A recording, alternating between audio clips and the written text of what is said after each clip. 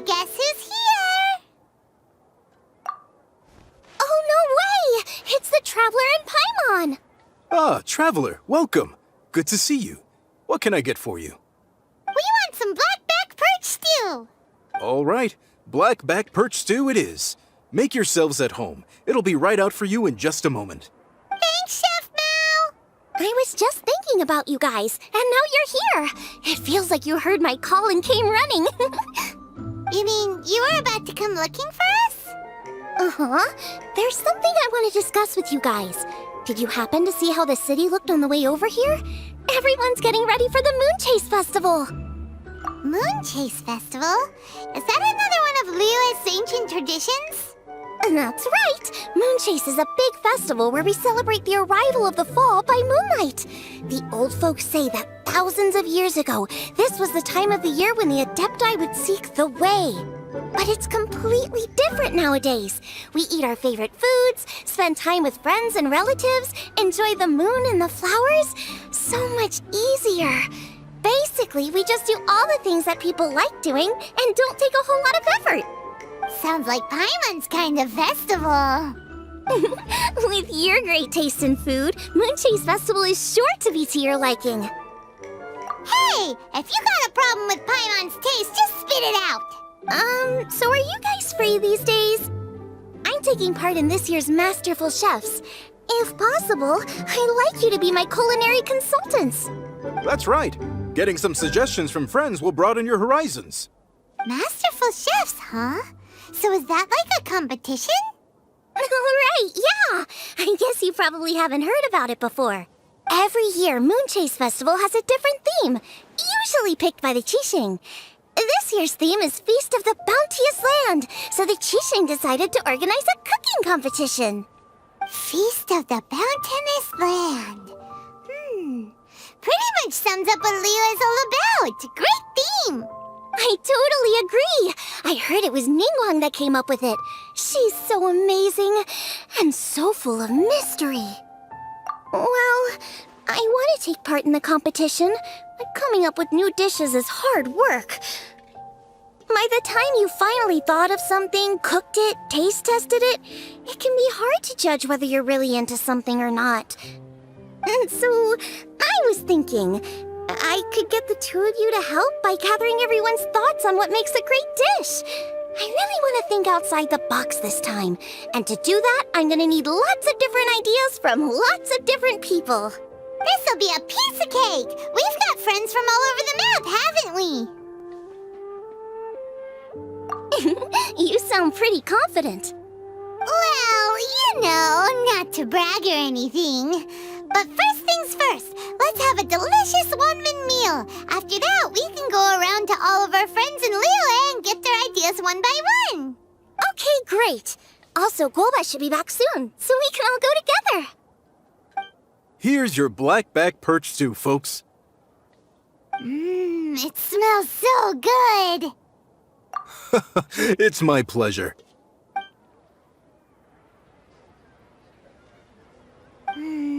That was so delicious. Theory confirmed, this is definitely chili pepper weather. Xiangling can be a bit of a handful, so please look out for her while you're out and about. Come on, Dad. Why would you say that? Because I know you all too well, my dear. That's why. You mustn't be quite so reckless when you're out in the wild, you understand? You do well to be a little more cautious, like our traveler friend. Don't worry. We're all friends here. Let's all look out for each other. Ah, and Guoma's back. Roly-poling around as usual. All right, let's pack up and head out. So, it's outside the box thinking that we're looking for, right? Hu Tao always seems to have a unique perspective, so let's make this our first stop. What? My ears are burning. Did somebody say my name? Yeah, it's Paimon and the Traveler. Oh, and Xiangling, too. Ah, of course, Hu Tao. Way outside the box. Meaning, you're here for some other reason, right? How might I be of assistance? Well, Hu Tao, I wanted to ask you, what kind of food do you like? What food I like? Off the top of my head, I don't really have an answer. Wow. So even Hootao gets lost for words sometimes. Paimon sure didn't see that coming. Come on, even the chirpiest birds clock out for the night, right? I'm no different. Pretty sure clocking out isn't something birds do, but okay. Right! There's no need to overcomplicate it. Just pick a dish and tell me what you like about it. I'm doing some market research. I see. Launching a new dish? Well, let me say right off the bat, nothing weird, okay? Some poached fish, a side of shrimp dumplings. That is all you need. Poached fish and shrimp dumplings. That's a bit ordinary, isn't it? Well, it is and it isn't. Think about it. Poached fish is hot and spicy with a powerful aroma. It's a dynamic dish. Add a side of shrimp dumplings, and there's your static component. Got it? Dynamic? Oh, I can do dynamic. Mushroom slime stew. No, not that kind of dynamic. A dish is more than substance, it's a mood. Poached fish is red and spicy. It elicits a response from the eyes, ears, nose, and mouth. That's why I call it dynamic. Shrimp dumplings are more subdued, clear and smooth with a pure and subtle fragrance. I call that static. Combining dynamic and static is how you create a perfectly balanced meal. A union between opposite but complementary features coexisting in perfect harmony. Paimon didn't follow that at all. But at the same time, it kinda sounded smart, so... Okay, dynamic and static. Opposite but complementary. So is this just another way of saying you should keep everything balanced? You know, a little meat, a little veggie, a little salt, a little sugar? Bingo! Except I don't think you need to have a sweet dish for it to be a complete meal. Personally, I always skip dessert. Okay, I think I got it. At first I thought you were just goofing around, but actually you make a really good point.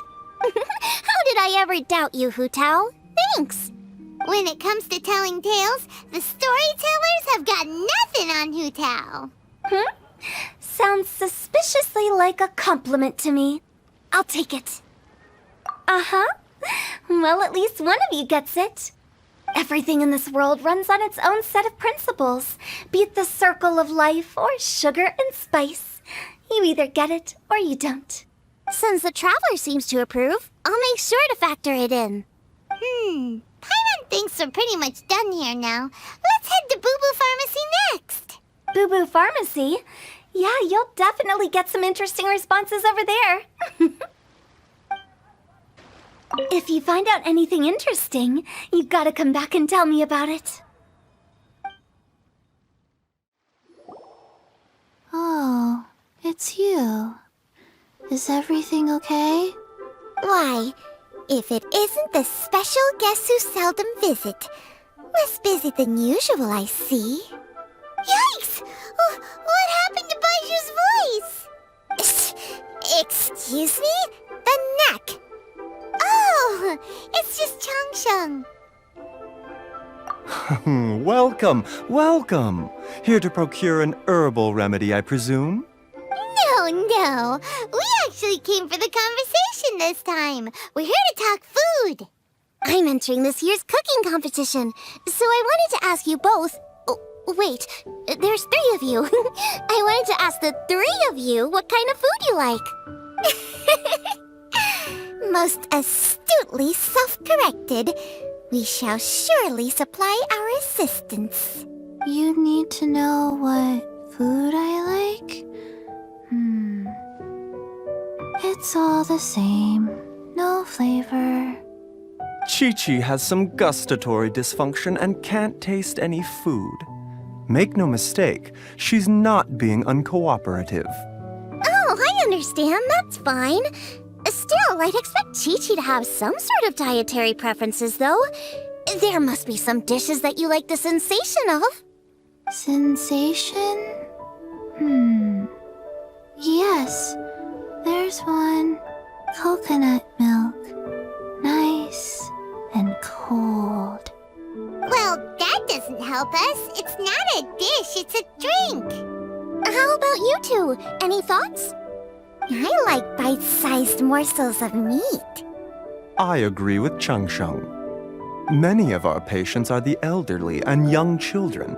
They find large chunks of fowl or seafood difficult to swallow and digest. Dishes where the ingredients have been finely chopped, on the other hand, are far more suitable for them. We also see plenty of people with colds and sore throats who find it difficult to eat rich food. From a purely pharmaceutical perspective, I tend to recommend soups and stews. Got it. Would that be medicinal soups and stews? Medicinal soup. I don't like it. I must apologize for having such a one-track mind. It's a little difficult to think about food without worrying about the health implications these days. We've had quite the endless stream of patients recently. If you ask me, I think the changing weather is to blame. That's okay. Everyone's input counts. Keeping it seasonal and suitable for all ages sounds like a pretty good idea to Paimon. Medicinal dishes have higher demands in terms of nutritional balance than the kind of food I normally cook. I don't usually focus on medicinal properties, but since this is for a competition, maybe I can score more points by taking both flavor and function into account. Food with substance. Always better. Everyone will like it. It's a great suggestion. Thanks, everyone. You're welcome. As long as we could help. It's great to have a doctor's unique perspective. I'm feeling inspired. Oh, how you flatter me. Receptivity to sensible suggestions make for a savvy chef. Oh, she is! Creating new dishes is Xiangling's favorite thing to do. You can be sure she'll put lots of care and attention into it. Everyone's got their hobbies, and mine is cooking. Usually I just go with my own ideas, but having a whole new perspective this time is sure to make a big difference to the end result. Great! That makes this whole trip worth it! Alright, time to move on to the next.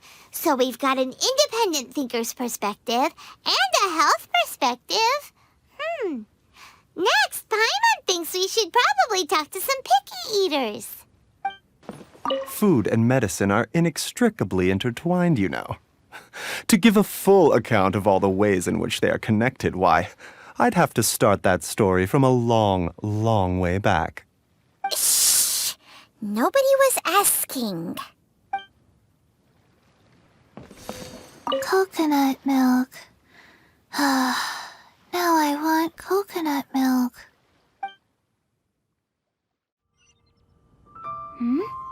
Oh, it's the Traveler in Paimon. And Xiangling. Greetings, friends. It's been a while. Hey, what brings you here? Has something happened? What's with this great big stone on the ground? Long story. So, just to confirm, I will assume responsibility for handling this stone of unknown origin. Any objections? None here. You know how to get things done, Kuching. As long as it's with you, I can rest easy knowing that it's in safe hands. Should I take this to mean that you doubt the relative safety of leaving this in the hands of the Tianquan? Huh? Well, for starters, Kuching is the one who's always out running errands, rain or shine. Besides, you don't seem to give a wooden more about this whole thing anyway, so what's it to you? I was merely joking. You, meanwhile, seem only too ready to pounce when an opportunity to publicly lambaste me arises. Even when it means giving our poor mutual friend here the cold shoulder. By no means. You wish to know about the stone, I presume. Then let me invite the great seafarer Captain Beto to tell the story, if she would be so kind. You... Fine. Well, it's a big one, right? And such a smooth surface, too. Makes you think there's gotta be a good chunk of jade in there. It was found by a fishing crew, not far off the coast. It must have been underwater for years, so the erosion will be what's given it that smooth finish. Finds like this cannot be kept as private property, and must be submitted to a holder of public office. Placing it into our custody will also give them peace of mind. So, what's inside it? Well, we've hit it with just about every weapon we could get our hands on and haven't managed to even dent it yet. Clearly there's more to it than meets the eye. No weapon could smash it open. Wow. Paimon doesn't think we've ever encountered a stone like that before. Kuching has taken an unusually keen interest in this giant stone, which is why we are leaving the matter in her capable hands. Let's put that aside for a second. Traveler, what brings you here? Were you looking for someone? Actually, we were looking for all of you. We need all hands on deck here. Oh? Hopefully not because there's been some sort of cataclysmic event. No, nothing like that. Paimon's just getting carried away. I just wanted to ask everyone about their food preferences. Food preferences? That's a little unexpected. I have rather simple tastes. Precise, pure, smart, and sophisticated. That is all I require. That's your idea of simple, huh? I summed up my culinary requirements in 4 words. Is that insufficiently simple for you? A few weeks out on the open ocean would fix your flawed definition of simplicity, let me tell you that. What about you, Beto? Me? If it's freshly cooked and piping hot, that floats my boat. If it's got a little chili pepper in there too, I'm one very happy captain. Paimon thought you would have said bar food. Oh, bar food works too. As for me, it's got to be seafood. Okay, got it. So, seafood, piping hot, and, simple but sophisticated. And that's where I would disagree. Traveler, surely you've heard of golden shrimp balls. Oh my, they're my favorite.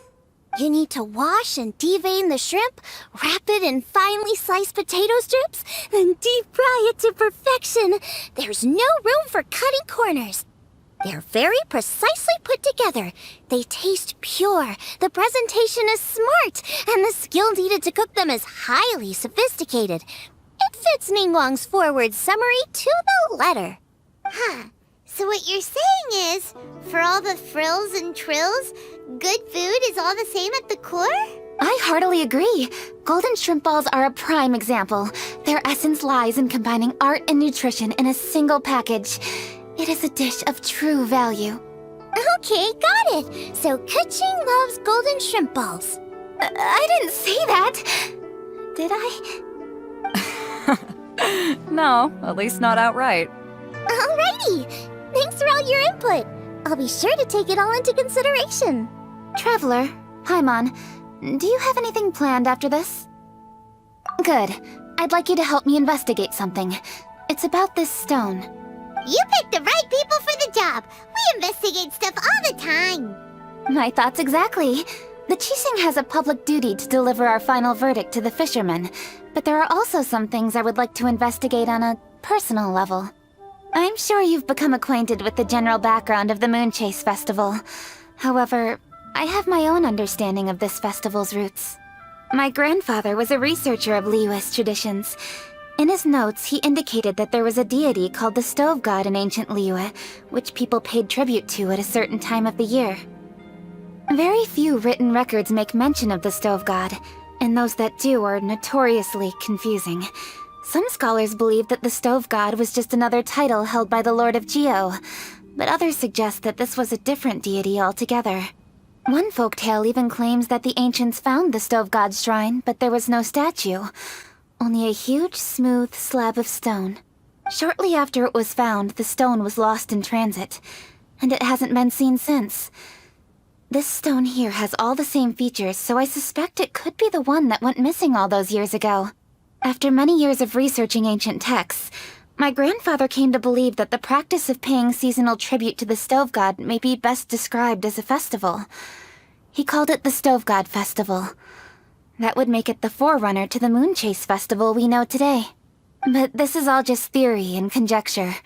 To prove any of it, we'd need to start by identifying who the Stove God really was. Now that Rex Lapis has passed on, and Liyue has entered the age of humankind, His successor should continue to respect our nation's culture and traditions, just as he did. That's why I think the responsibility for this situation should fall to me. It's a chance to shed light on our history, revitalize an ancient tradition, and possibly prove my grandfather's hypothesis along the way.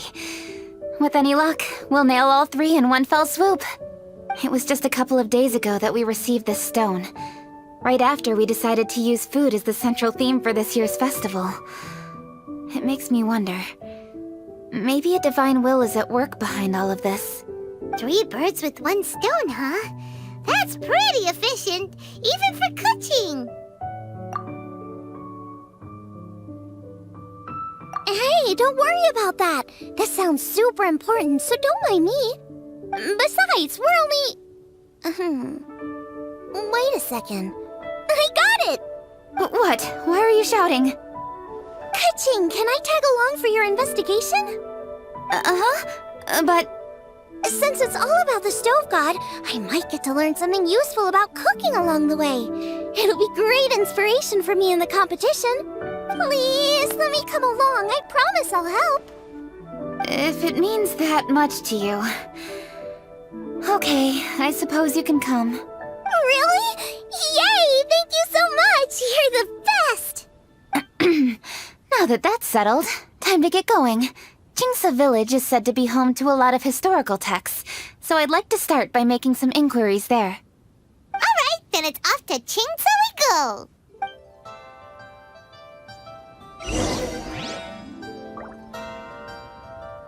Oh, sincerely, Beidou, you misunderstand me. I have many simple pleasures.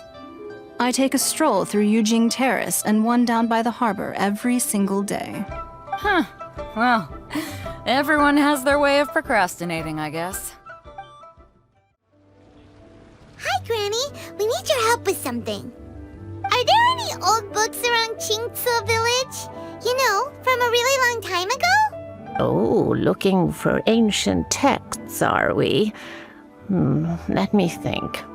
There is an old warehouse over there, property of the Feiyun Commerce Guild. Many books are stored inside, those that they have no room for at home. In fact, their youngest comes over this way to read sometimes. The Feiyun Commerce Guild's youngest? You must be talking about Xingqiu. Paimon didn't know they had a warehouse here. Let's go take a look. Help! I'm being robbed! It came from that direction. Come on!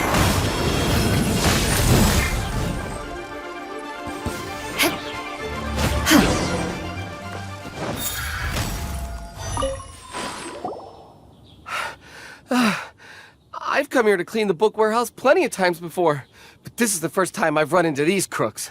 Are you all right? I am, thanks to all of you. Hey, wait a minute. You're the traveler, aren't you? And you're with... Lady Kuching. An honor. Truly an honor. We'll try not to take up too much of your time. I understand that this book warehouse is the property of the Feiyun Commerce Guild. Could you advise whether we might find any text relating to the stove god in this collection? The stove god? I heard that's the Lord of Geo, right? Huh? Really? Yeah. A friend of mine who conducts research mentioned it once before. We use stoves for cooking, and stoves are built from rock. Some people think that the stove is a gift from the Lord of Geo. That's why they call him the stove god. Seems logical enough. But do you have any books on the topic? I'm sorry, I'd have to ask the young master about that. Oh, any questions? Please, ask away. Hey, it's Chongyun and Xingqiu. Hello, one and all.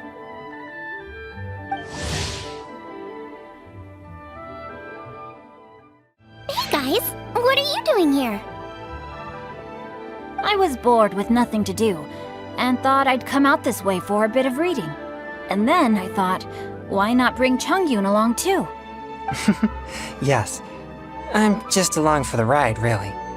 I see the Yuheng Kuching is with you. Whatever brings you here must surely be a matter of grave importance. Master Xingqiu, if I may be so bold, do you happen to know if there are any texts on the subject of the stove god among this collection? Since I personally selected which volumes to store here, I do have some recollection of their contents. If my memory betrays me not, there is one volume among them called Demystifying the Legends of Liyue, which mentions the stove god. Might I take a look? Certainly. If it pleases my lady, I shall lead the way. Sheng, I will take care of things here. You're free to go about your own business. They're back! So did you find it? Yes, Master Xingqiu has quite an exceptional memory. Demystifying the Legends of Liyue does indeed mention the stove god. However, it says the following. The body of the dragon wielded a tail that could eclipse the sun, and claws to command fire and teach the ways of wisdom. Receiving the gift bequeathed unto them, humankind cooked food with fire, and thus did they prosper. The body of a dragon? The stories about Rex Lapis say the same thing. That much is true. But this is the only passage in the whole book. If we want to find out more, we'll have to continue our investigation. There's nothing further to discover here. It seems we'll have to look at other options. I come from a long lineage of exorcists, and our family too has amassed a number of ancient texts. Now that you mention the stove god, I seem to recall reading somewhere that this god once appeared at the Guili Assembly. Of course, I can't say if it's true or not. Books are penned by people. All they can do is show what the author was thinking. Everyone's mind is different, so every book on a given topic will give a different account. I apologize that we could not help in a more substantial capacity. Your help thus far is quite ample. Liyue is a vast and rich land. All things that existed here in the past have left their trace. So long as we do not abandon our search, it is sure to bear fruit eventually. Thank you all. We will continue our investigation elsewhere. Oh, hold up! I had a question too.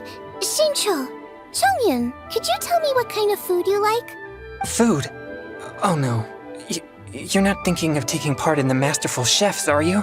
Yeah, I totally am. What's wrong? You look like you've just seen a ghost. Xiangling, this is a major event. I beg you, please don't cook anything strange for this competition. What do you mean, strange? Mushroom slime stew, to give one example. Okay, fair enough. That dish isn't my most popular. But that's why I'm doing all this research, so I can create some really special dishes to win everyone over. Well, in that case, I like cold food. That's 'cause you can't handle hot and spicy, right? Yes, you're absolutely right. My tastes are on the mild side. I prefer gentle dishes with minimal seasoning. Soups and stews, vegetables and broth, seafood or freshwater fish, either boiled or steamed. These kinds of dishes I am most partial to. No surprises from the Gugua Geek. Okay, another mild child. Got it. These are just personal preferences, and everyone's are quite different. Are you sure this eclectic mix of opinions will be of any use? Of course! You're my customers, and putting a smile on customers' faces is my calling as a chef. Though Xiangling's market research blade stabs often into the dark, her heart never strays from the noble path. If anyone can win hearts and minds with their cooking, it's gotta be someone like Xiangling. She's got pure intentions and really cares about the customers. No, where's all this praise coming from? Knock it off, guys. You're embarrassing me. Sorry for holding you all up. That's all I needed to know. Shall we carry on with the investigation now? Over to you, Kuching. Where to next? So we've learned the stove god allegedly made an appearance at the Guili Assembly. But today that place is largely a wasteland with few traces of human activity. Longshu Inn is close by, so let's stop off there on the way over and see what we can find out. Forgive us, for this is where we must part ways. May your journey be a smooth one. Yes, best of luck. If you run into any difficulties, come and find us. We'll be only too glad to help. Let's go! Next stop, Longshu Inn! Now, Which book to read today? Aha! How about this? Chongyun, pick a book, any book, and read it out loud to me, will you? That way, I can give my mind a rest. Huh? That's why you brought me along? Don't like that plan? Okay, then I'll read one for you.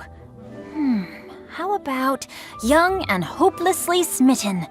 Xingqiu, don't you think you have one too many frivolous books in your collection? Okay. A Guide to Getting Ahead in Yujing Terrace. How about this one then? Oh, really, Xingqiu? Huh? Oh, Traveler. Who are all these people? Friends of ours! Allow Paimon to introduce Xiangling, Guoba, and Kuqing. Kuqing? Of the Qixing? She's Hi. It's not that. I'm just your typical commoner. I've never met someone as high up as the Yuheng before in my whole life. Look at that strong body, those powerful hands, and honest eyes. This guy must be a really great chef. So, is there something I can help you with? You've come a long way out to end up at Wangshu Inn. Let me fill you in. Oh, okay. I see.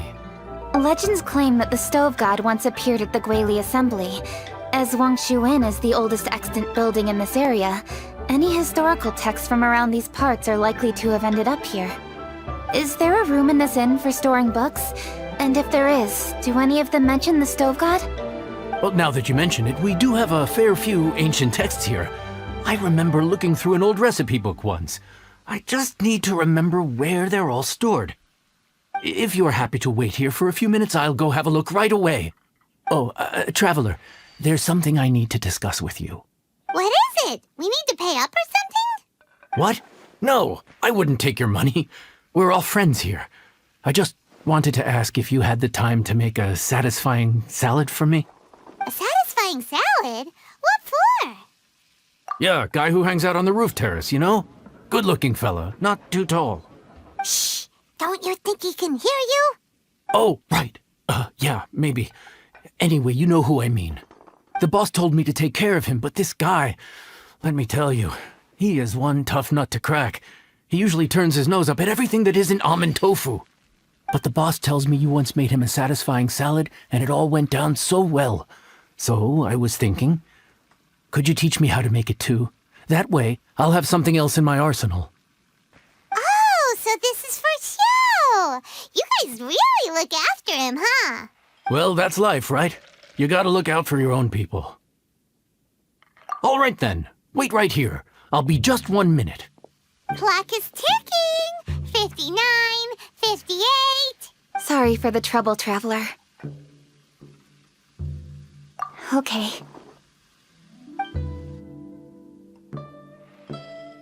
Here you are. Thank you ever so much. While Kuqing's reading her book, let's make that satisfying salad. Xiangling, what are you gonna do?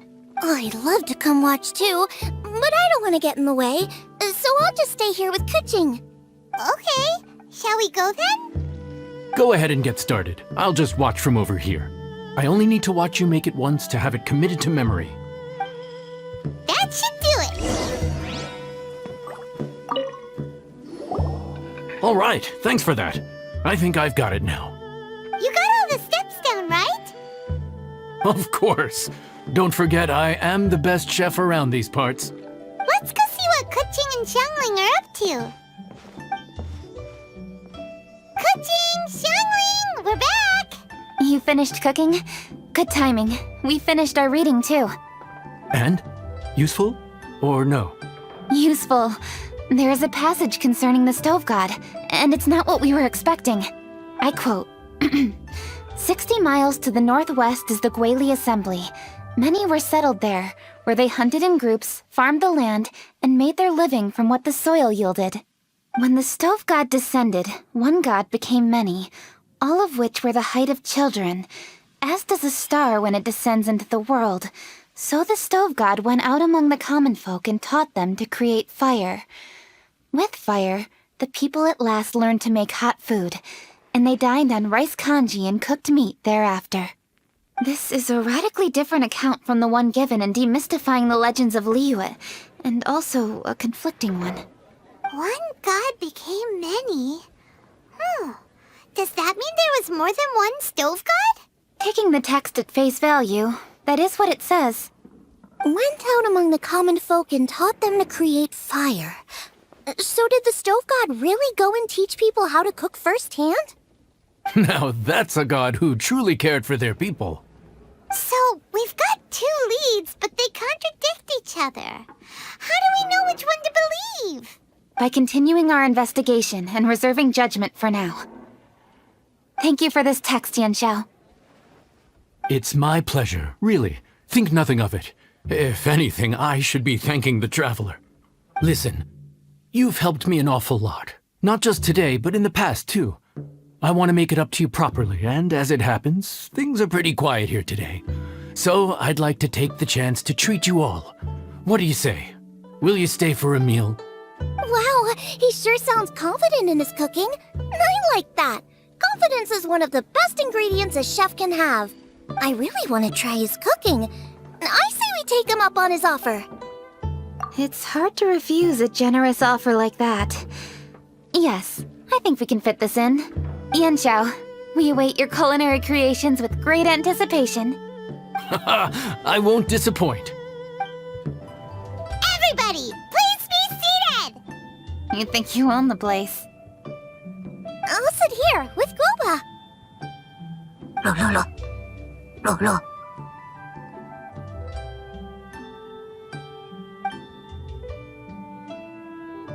Here we are. That's everything you ordered.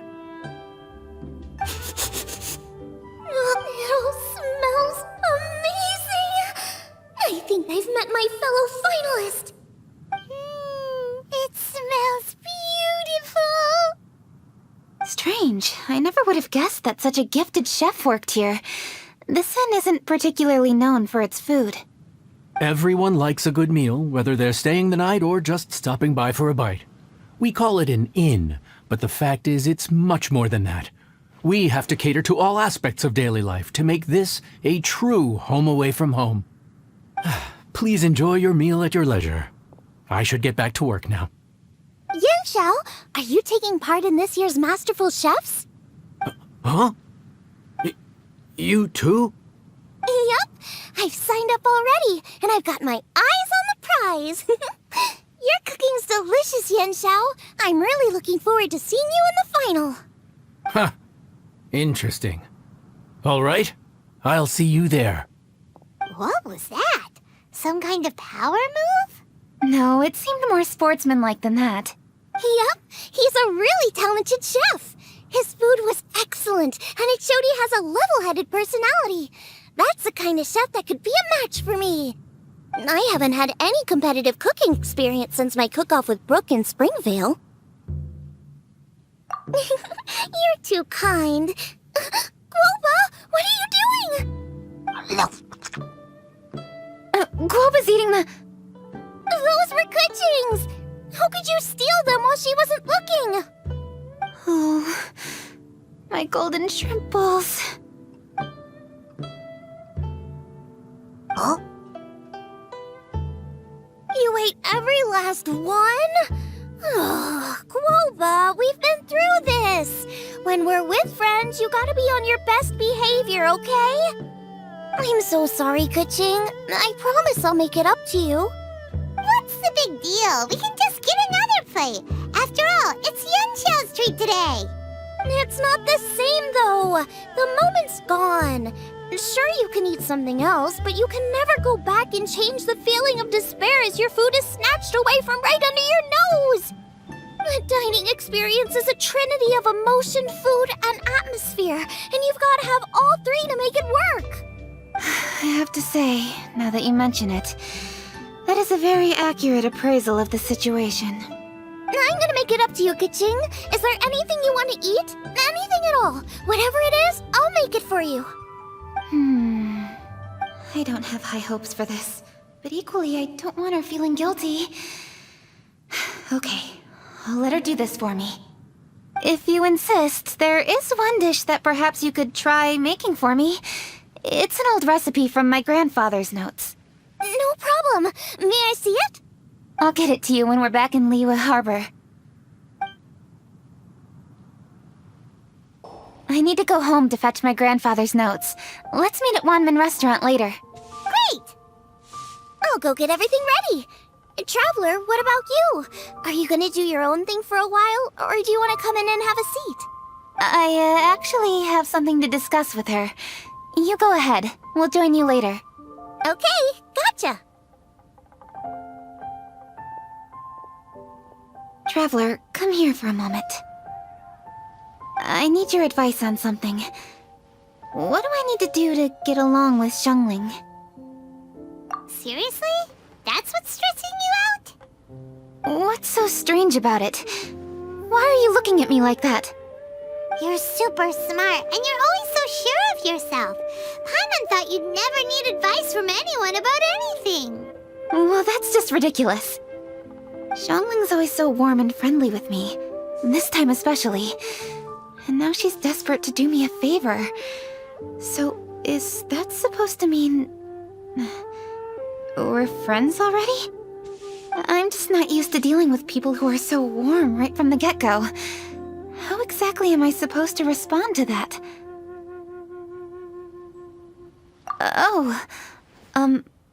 Okay. Noted. Thank you, Traveler. I'll see you again shortly.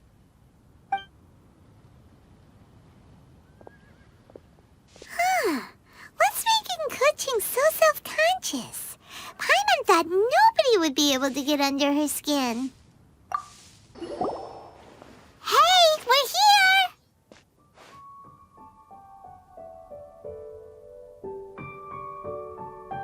Hey, grab a seat. I'm just running through my ingredients to see what I'm missing. Oh, we're gonna do this now? What is it? But this is your idea! Why you gotta dump it on Paimon? Ugh. Okay, so back at Wangshu Inn, we noticed you and Kuching were getting along pretty well. So you really like hanging out with her, huh? Yep. Kuching's good-natured and easy to be around. The kind of person everyone wants to know, right? You're a braver person than Paimon. The first time we met Kuching, Paimon found her pretty intimidating. You think so? I remember thinking straight away that she was really easy to get along with. Didn't you see her sneaking treats to Goba back at Wangshu Inn? Yeah, she's great. We know that now. We're just talking about first impressions. First impressions? Oh, okay. Hey, have you guys eaten grilled shellfish before? They can be hard to crack at first, but they taste amazing that way. We've eaten shellfish before, but I don't think we've ever tried eating them grilled. Oh, you're missing out. I'll grill some for you another time. But anyway, Kuching's like a shellfish. Maybe a little closed off at first, but once you get to know her, she's got a soft and squishy side too. Not to mention that even after her favorite food was stolen away, she was still happy looking after Guoba. I'm really grateful for that. You make a good point. You know, Xiangling's intuition for people seems really spot on. Is that why she took a liking to Kuching so quickly? Alright, let's see. We're okay for carrots and crab, and we still got some ham and mushrooms. I wonder what Kuching's recipe is gonna be. Huh? What was that noise? What's going on? What the? That bird is huge! Ah, it's the ladybird! Excuse me, one shall not be addressed in such a manner. One shall be known as Adeptus, whose name, should you care to mention it, is Cloud Retainer. Cloud Retainer? That does sound like an Adeptus name. Well spoken. One shall let this young lady's enlightened words atone for the ignorant ones of her friend. A while it has indeed been, traveler. Does one surmise correctly that you hasten hither to partake in the Moonchase festival? Ah, so even the illustrious traveler has been summoned to attend the Moonchase festival. As expected, this year's theme stands proud against the test of public scrutiny. The theme? You mean Feast of the Bounteous Land? The very same. Moonchase Festival falls during the season when many cooking ingredients are ripe. Hence, it is a fitting time to enjoy the finest of foods.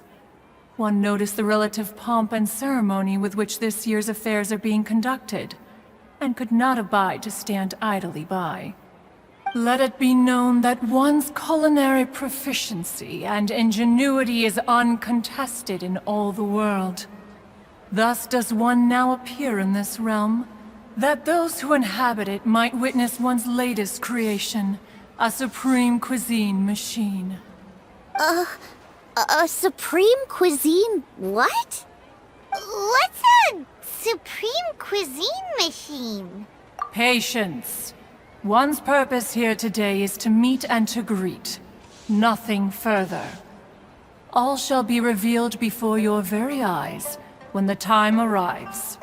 Traveler, you are one who has witnessed much of the culinary world.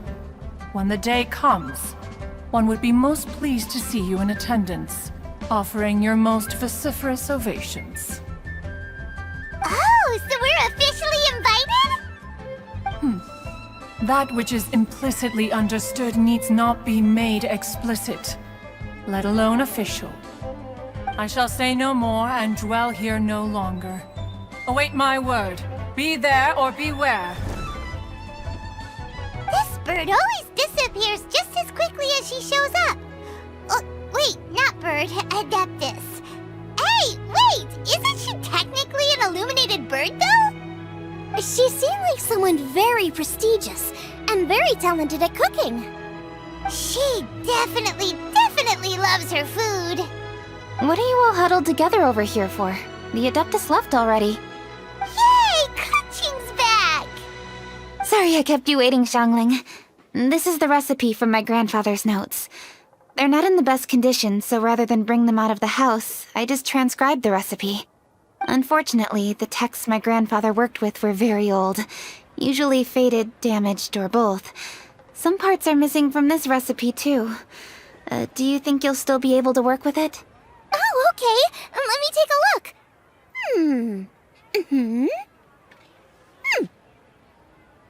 Give me some time. I need to look into it. Sorry for the trouble. You're all here? That voice sounds familiar. Sorry to interrupt your conversation. I was in the area buying a few things, and I heard the disturbance, so I felt compelled to come take a look. You mean Cloud Retainer? I saw her too. She just suddenly showed up right in the middle of the street. Whatever adeptal power that was, she certainly knows how to make an entrance. Lady Kaching, you saw her too? Do you, have a moment? I need to discuss something with you. What is it, Ganyu? Has something urgent come up while I've been out? No, it's nothing work-related. I wanted to ask about,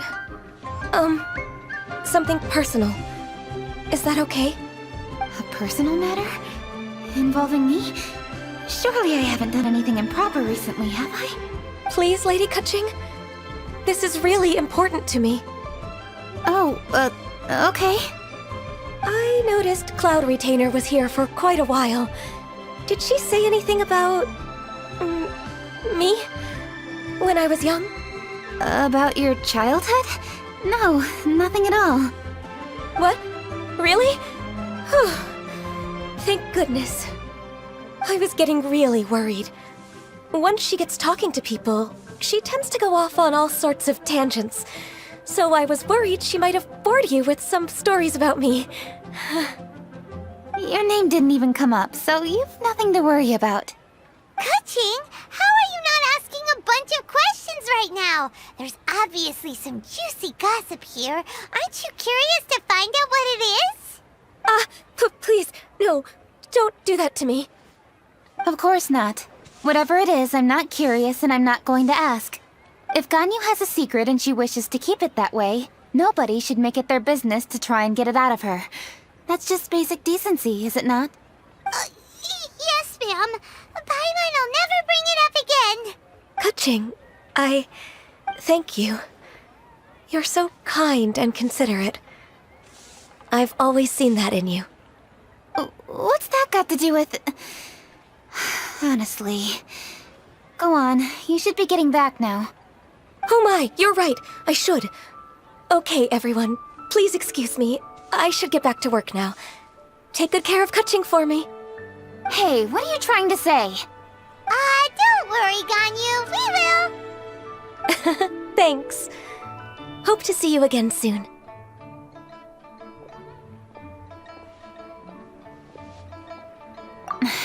Just ignore her. Hey, everyone! I just had an idea. It only occurred to me when that Adeptus showed up.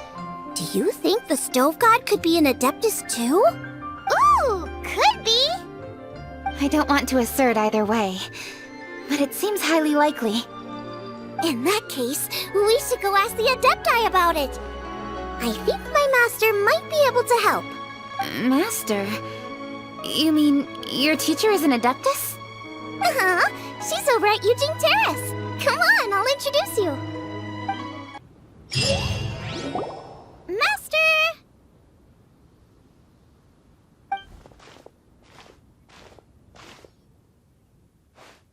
Oh!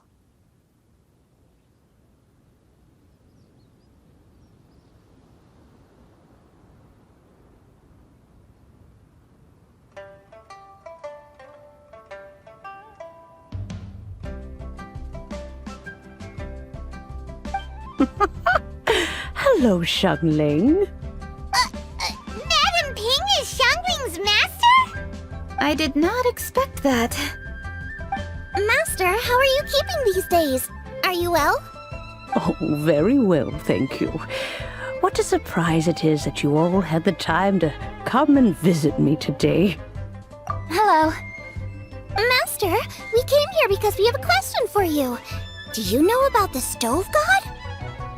Of course I know the Stove God. Does this mean you know them personally? Ah, I see. It's the Moonchase festival, isn't it? How interesting. So you came to hear some stories about the Stove God. That's right. We're investigating something that happened recently. I see. The great stone surfaces. And so you open an investigation. I must commend your guesswork this far. I did indeed know the Stove God of whom you speak, but it was a great many years ago. Moonchase was originally a rite observed by the Adepti, not something in which the ordinary people of Liyue would ever partake.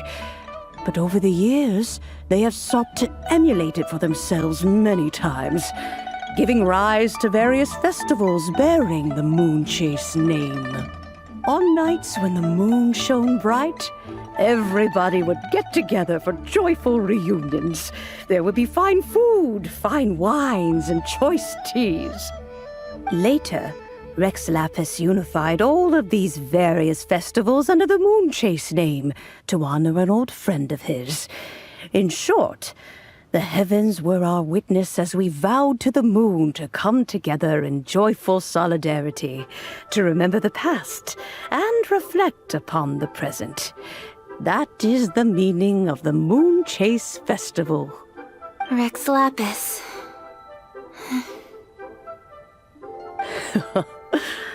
That friend made many contributions to Liyue, and Rex Lapis would not have them go unrecognized. Turning this season into a commemoration of his old friend was also a way to honor that friendship. I can only presume that the Stove God Festival was one of the many subsumed into the Moonchase Festival. In the hands of Rex Lapis, our nation's traditions were faithfully upheld. It is to their detriment that we must now be the ones to inherit this duty. Ah, Kuching, I simply won't allow you to be so down on yourself. Nothing would delight Rex Lapis more than to know that those who follow in his footsteps continue to value these traditions and are working tirelessly to do them justice. Thank you. Lady Kuching! Huh? Lady Kuching, Lady Ningguang wishes to speak with you. Ningguang's looking for me? Must be important. Please excuse me, everyone. If I'm not back soon, you'll find me at Ningguang's office.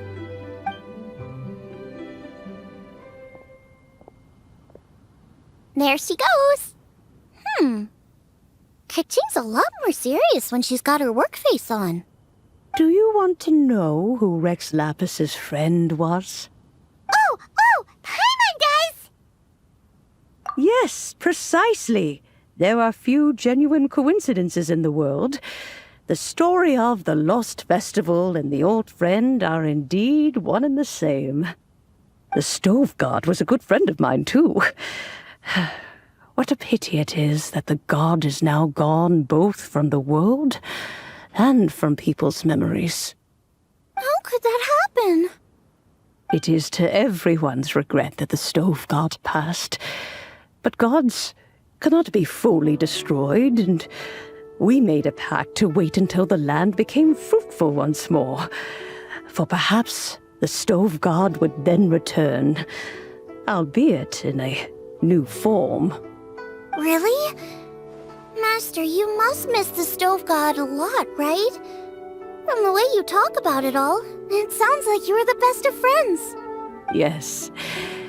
Thinking back on it all, there are many fond memories. I'm pleasantly surprised to find that Kuching is investigating this. She is a tenacious child, and anything she sets her mind to, she will diligently pursue. It warms my heart and makes me want to give her a helping hand.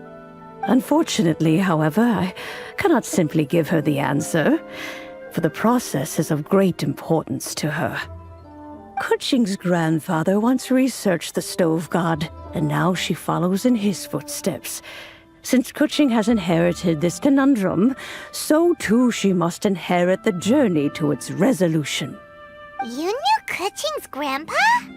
Of course. I count all the people of Liyue among my good friends. I remember when he was the same age as Kuching is now.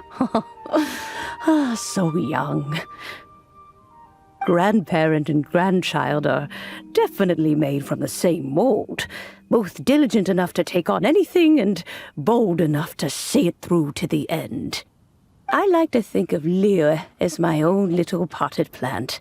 I've watched it grow and blossom, and it grows more beautiful all the time.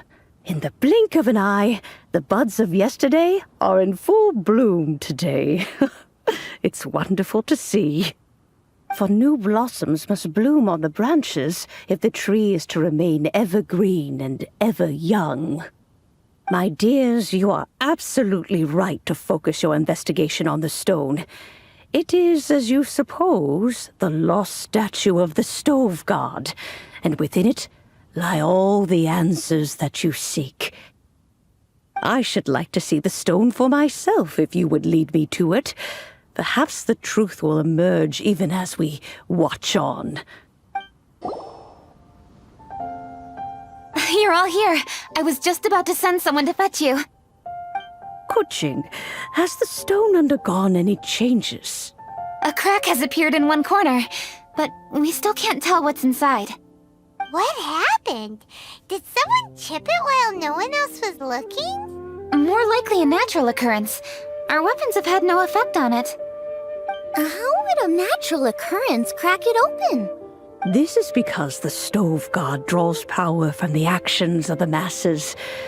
The heat of a busy kitchen, the joy of a reunion. Keep up the good work, and the truth will rise to the surface soon enough.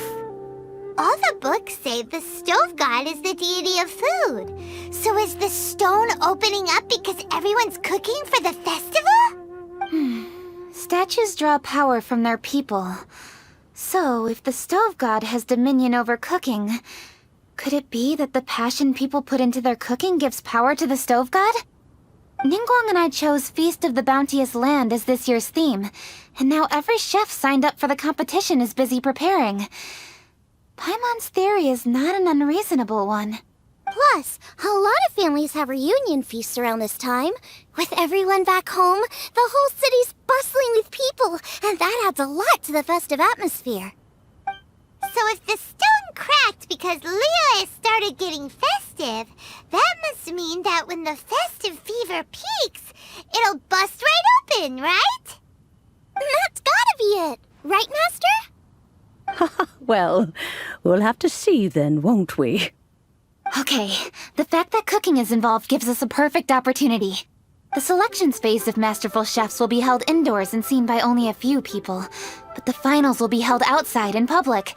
Everyone who wants to will be able to come and watch it. The atmosphere will be incredibly lively, no question. And when the finals end, boom! We'll get to see who the stove god really is, right? It's definitely a possibility. Well, I've already signed up, so I should be able to help. Yes, for a chef as accomplished as yourself, getting to the finals should be a breeze. All this talk of cooking competitions is making Paimon hungry.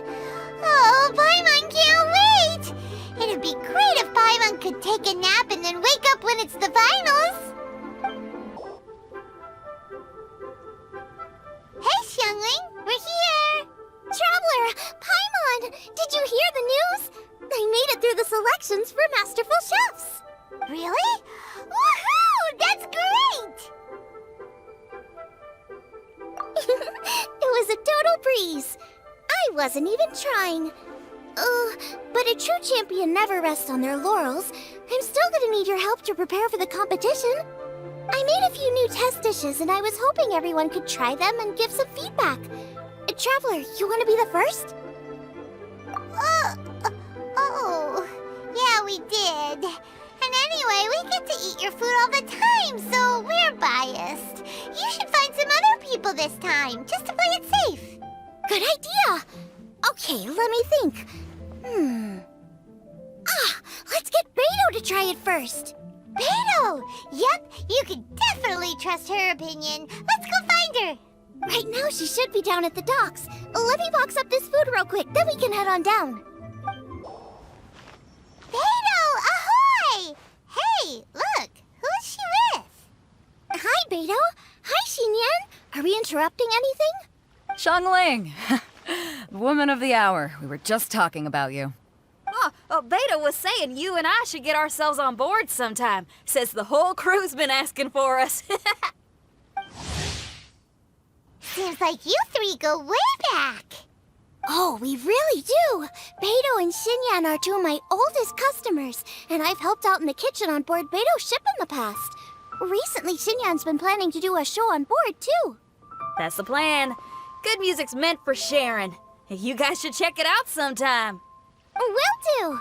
But I came here today because I made it into the Masterful Chef's finals, and I was just trying out some new dishes to bring to the competition. Can you have a little taste and give me some feedback? Sure, beats drinking on an empty stomach. Oh, about time. I'm starving over here. Let's see what you got. Oh, man. This chicken foo young's tasting awesome. Oh, this food is too good for me to be soaking up the alcohol with. These three seem to have a great time with each other. The only thing is you've got 3 dishes here. Chicken foo young, come and get it, and crystal shrimp, and they all taste kind of refreshing. Is refreshing really a flavor? When you spend all your time at sea, you don't have a lot of choice when it comes to food, especially on the longer voyages where you've got to stretch out your rations as far as you can. First thing you want to do when you get back on dry land is dig into a nice hot meal that's swimming in oil and has a ton of flavor. That's the exact opposite of Ningguang's tastes. Oh, sure is. Beto's tastes are pretty similar to mine and Xiangling's. Ugh, Ningguang. I am sick of hearing that name. Our tastes couldn't be more different. You'll never find us eating the same bowl of food. But last time when you were chatting with her, Paimon thought you two seemed We're evenly matched. Guess that makes us equals. But I'm sorry, limp cabbage leaves are never gonna do it for me. Oh, I hear ya. Steamed cabbage and broth might be upper class and look fancy and all, but man, is it boring! It's never gonna give you that flavor explosion you get with some of the other dishes out there. So, Xinyan, are these dishes too mild for you too? Well, not so much mild. I just think you maybe missed a beat somewhere. Exactly. This is some fine cooking, no question about that. But if this is for a competition, it needs more oomph. Beat? Oomph? Are we sure these terms apply to cooking? Beat and oomph. Beat, yeah. You know what a beat is? I only know music, though. I'm nowhere near your level when it comes to cooking, so don't mind me if it doesn't make much sense. No, you're both completely right. Beat and oomph. That's what I need. I actually thought as much while I was cooking them. Even though this was a brand new combination, it still felt like I was missing that one thing that'll seal the deal. You know, really push it over the finish line. Seems like she's found her muse. Does that mean music theory is compatible with cooking? Hey! Paimon didn't quite get the implication, but Paimon can tell when you're being a meanie. Okay, I think I know what I need to do. Great! So this went really well. Don't hold back, just get out there and do your thing. You're a pro, Xiangling, and you've totally got this. Hands down best chef in Liyue Harbor. Ain't that right, Beidou? Well, I think so anyway. More than any other chef. And there ain't a whole lot of people I'd be willing to say that about. I'll do my best. Thanks, everyone. All right, we'll leave you to it. I'm gonna take Xinyan on board for a while. Xiangling, they both had pretty strong tastes. You sure that won't be a problem? Shouldn't we get a second opinion from someone with milder tastes? That's a good point. Beidou likes her greasy stir-fries, and Xinyan can really handle her spice. Yeah, we should get another opinion. Now, who do we know whose tastes are on the mild side? Traveler, any suggestions? Who? Oh, right! Makes sense! So, back to Wangshu Inn? Who is it? Someone you just missed last time we were there. Huh? Oh, Paimon remembers! He said that we just need to speak his name and poof, he'll show up. Will he definitely hear us saying his name though? Maybe we should find somewhere quieter.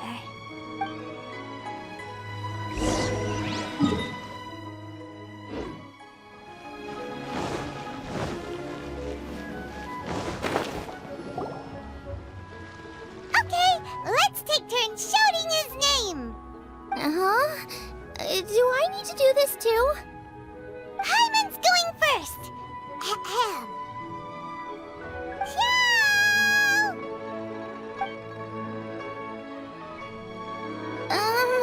Nothing's happening. Let me try again. That's weird. Does he not want to hang out with us? Wait, so let me get this straight. Some guy with special powers promised you both that you just need to shout his name and he'll show up? Well, not both actually, just one of us. Oh, right. Well, you should be the one to try it then. Paimon clearly just doesn't want to feel left out. Okay then. You called? Whoa! He actually came! You spoke my name, did you not? When I make you a promise, I will honor it. Blink of an eye and poof! He's there! That's how you know he's an Adeptus. An Adeptus? Xiao, was it? Hi there. It was me who asked the traveler to call you here. My name's Xiangling. I'm a chef. I've made it into the finals of this year's Masterful Chefs, and I'm testing some dishes out in preparation. I'm trying to get feedback from customers with all different tastes. Customers. And that includes me? Uh-huh. The traveler says you prefer mild food, just the kind of person I'm looking for. If you don't mind, I'd like you to try the dishes I've made and tell me your thoughts. Since it's you, I will do it. Yay!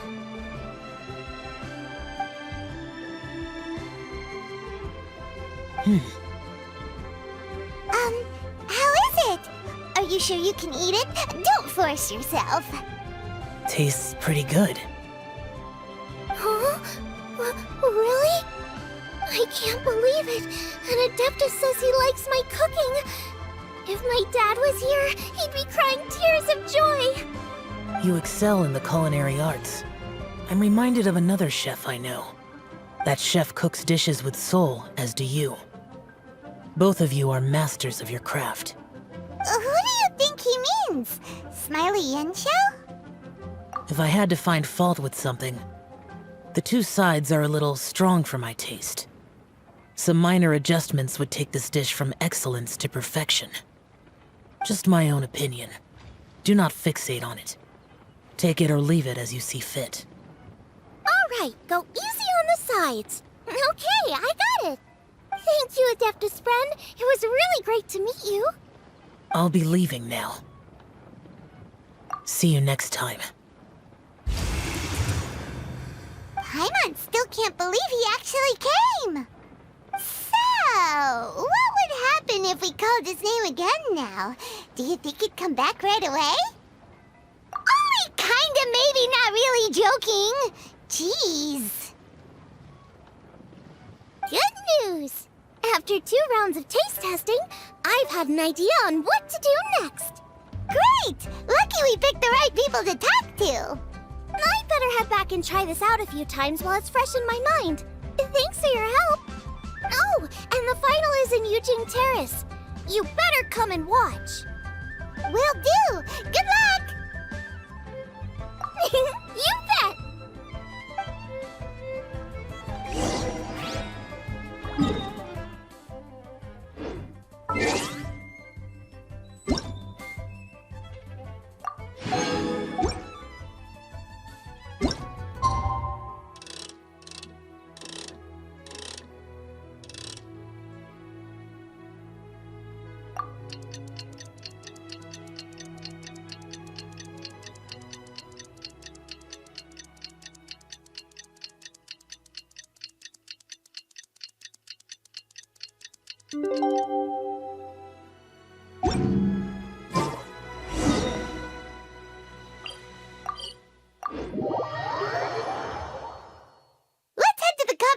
Venue. It should be starting soon.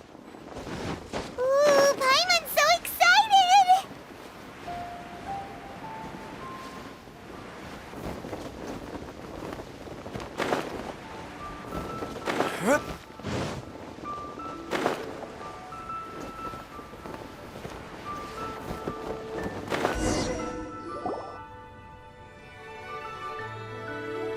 Welcome, everyone, to the Masterful Chef's Final.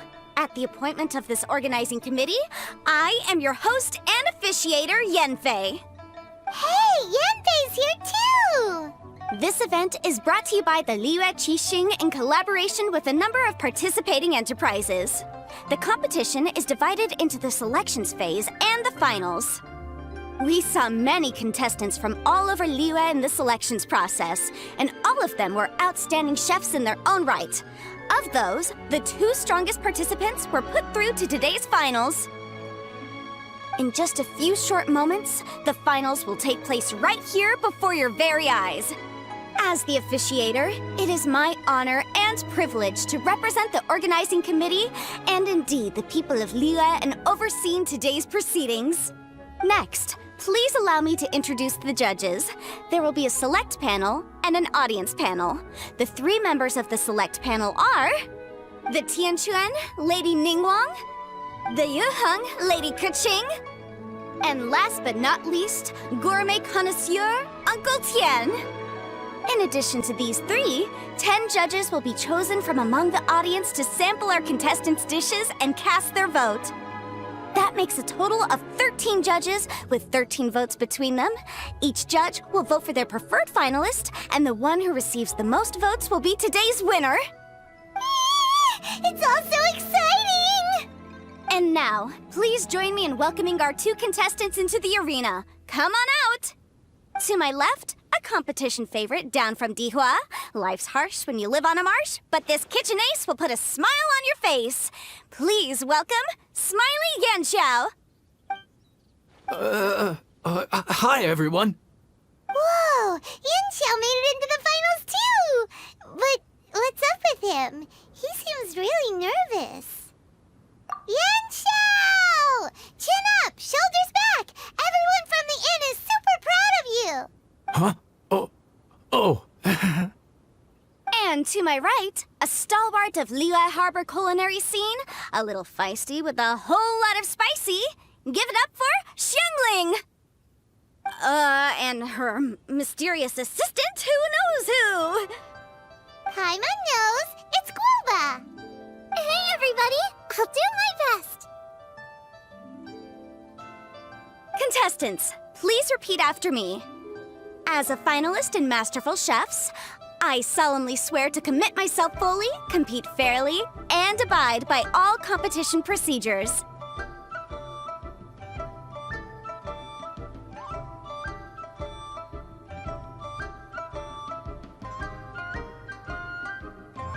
As a finalist in Masterful Chefs, I solemnly swear to commit myself fully, compete fairly, and abide by all competition procedures. As a finalist in Masterful Chefs, I solemnly swear to commit myself fully, compete fairly, and abide by all competition procedures. And I, for my part, promise to uphold the principles of fairness, impartiality, and transparency in my officiation of the proceedings. Now, I will hand things over to the select panel judge, Ningguang, for the announcement of today's theme. Thank you all for being here today at the Masterful Chefs Finals. I am the Tianquan Ningguang. The organizers have chosen the theme for today's event, and that theme is of Earth and Waterborn. Of Earth and Waterborn. Just like the Feast of Bounteous Land. It really captures the spirit of this year's Moonchase festival. It's like surf and turf, but the deep and meaningful version. The rules are simple. The one who receives the most votes wins. Tailor your dishes to the judges' preferences, or win over the audience with your originality. The choice is yours. Well then, I look forward to both of your contributions. Contestants will have 1 hour of cooking time available and may only use ingredients provided by the organizers in their dishes. I trust this is no problem. Okay, without further ado, let the cooking commence. Begin!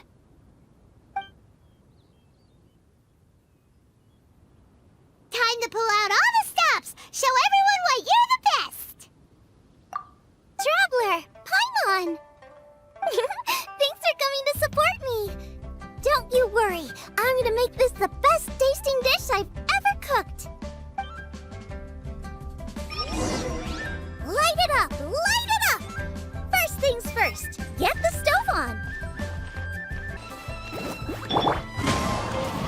Xiao thought the side should be milder, which makes sense to contrast with the main dish. And I guess that's what Xingyan meant.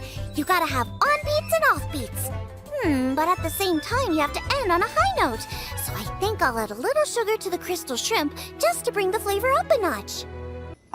Triple layered consomme is pretty bland to begin with, and I can't have 2 sides with the same texture. Luckily, the organizers have provided some very aromatic broth. It's just a little too gentle. Okay, this is where Beto was right. A pinch of salt should do the trick.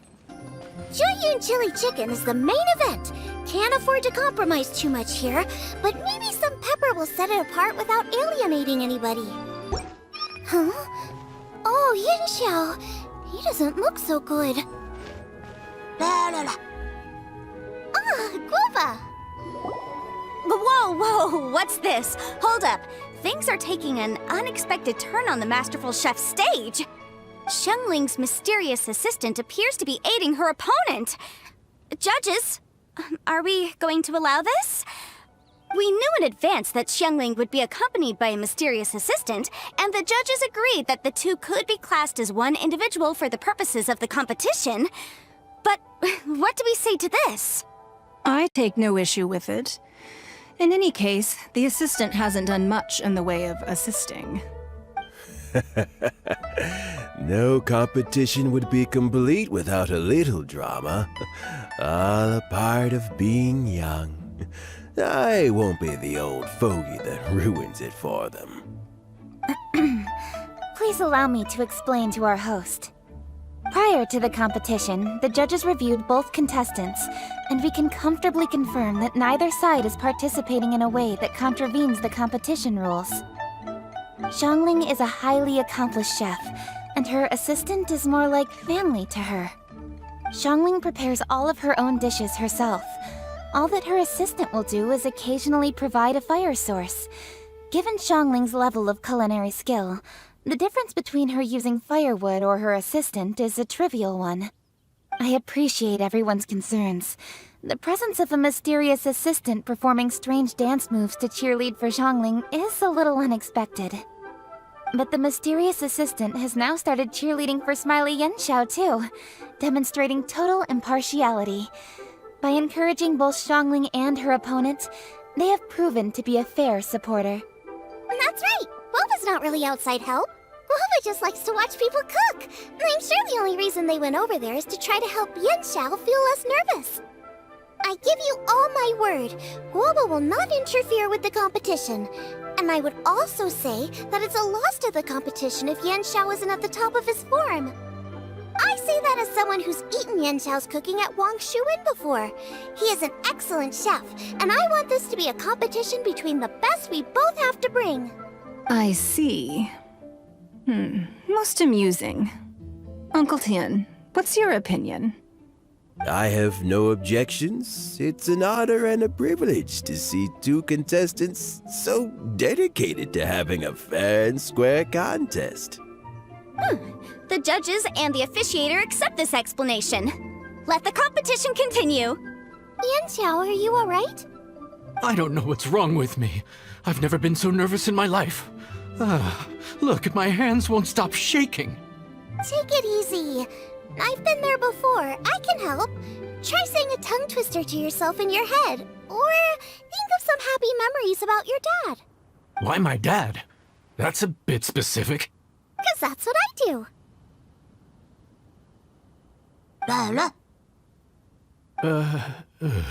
I guess I'll think of my mom then. Anyway, you should carry on. I'll be fine. Don't hold up your own dishes on my account. Nothing's being held up. I'm finished already. Huh? Oh, right. Then I need to focus up and win this thing. There you go. That's the attitude we want. You're a very capable chef, Yanxiao. So come on, show everyone what you're made of, just like you showed us last time at Wang Shuin. Yes, you're right. I can do this. Thank you, Xiangling. And thanks to your, well, thanks. Time for me to get cooking.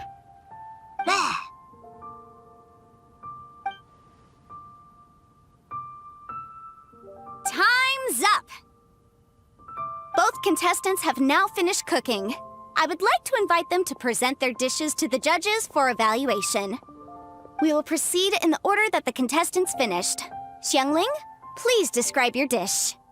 My dish is Jiyun chili chicken with sides of triple-layered consommé and crystal shrimp. The theme is of earth and waterborne, which includes land and sea. In other words, land animals, fowl, and seafood are all potential ingredients. My main dish, Jiyun chili chicken, is a combination of fowl and chilies.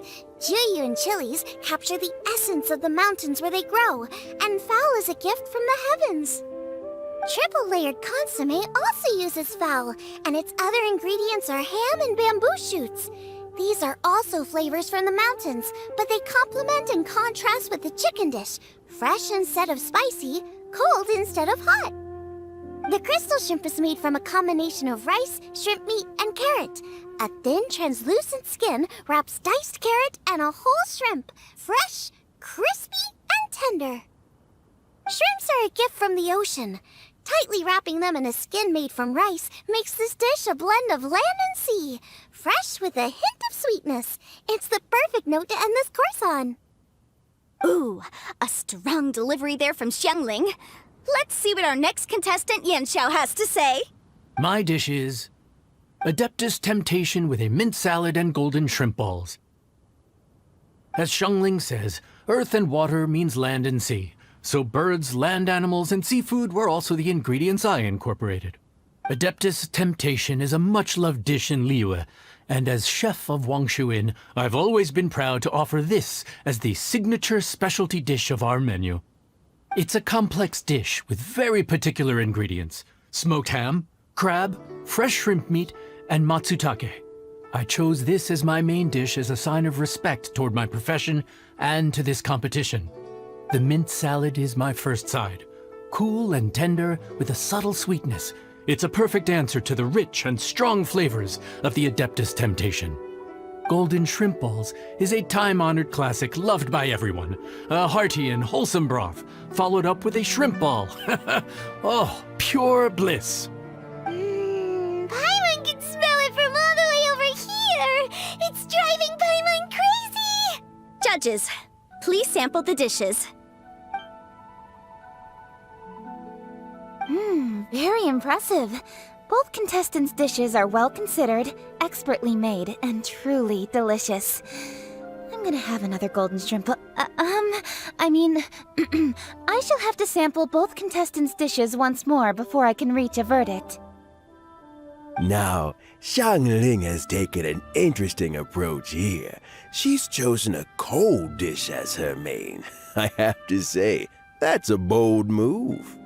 It's also a unique take on Jueyun chili chicken. Although the dish as a whole is served cold, the chili peppers have been stir-fried, and so they're still just a little warm on the inside. You get a nice crunch as you bite in. Then you get the spiciness and warmth all coming in together, and then just a hint of that wonderful pepperiness to top it all off. It's quite simply extraordinary. This Adeptus Temptation is quite exceptional. The triple-layer consomme is also a very superlative contribution. Excellent flavor, well balanced between sweet and savory. Yes, the standard is very high. Judges of the select panel, I will now ask you to consider your votes carefully before writing them down and handing them to me. Also, the organizing committee has selected today's audience judges, and they are now evaluating the dishes. Everyone who's been lucky enough to sample today's dishes, please consider and cast your vote independently. How are we not involved in this? Why didn't they pick us to be judges? Paimon has buckets of passion and oodles of expertise when it comes to food. If they don't want Paimon, it's their loss. Oh. Yippee! For all the chefs there are in the world, and for all the amazing dishes they can cook, the fact remains that you're the one who treats Paimon the best. Thank you all for waiting. All votes have been received and counted, and the results have been returned to Ningguang. I now invite Ningguang to take the floor and announce the results of the Masterful Chef's Finals. It is my pleasure to announce that the winner of the Masterful Chef's Finals is...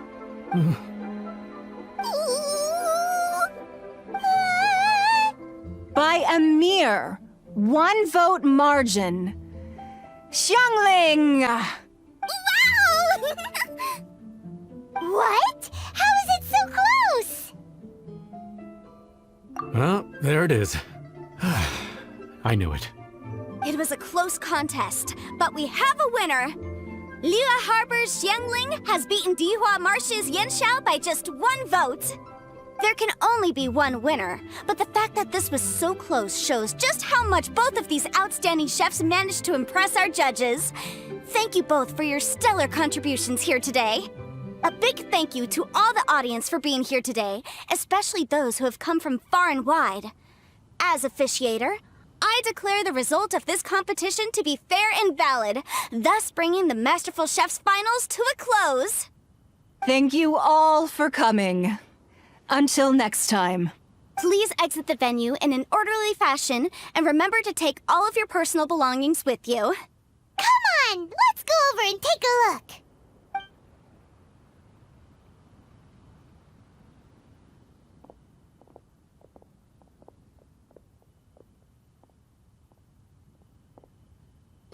Looks like I won this time, Yanxiao. But I'd still like to try your dishes, if that's okay. Sure, I'll have a try of yours too. Oh, truly exquisite. No doubt in my mind why you're the winner here. This Adeptus temptation is really good. It's so fresh, I'm almost moved to tears. Well, just goes to show that you have a taste for the finer things in life. No, you've got me all wrong. We're just a small neighborhood restaurant too, so I totally understand. Food is life, and customers are at the heart of all food culture. So humble food cooking is not to be looked down upon. Is that right? Huh. I'd heard you'd gotten famous for your experimental approach to cooking and were all about fancy and exclusive foods. Never realized you'd done your time in a small kitchen, too. Well, there you have it. All the greats come from the smaller places. The same goes for you. You can't work in an inn kitchen unless you know how to consistently please customers. It's no wonder your food is so top-notch. You're the kind of competition I'm glad to have.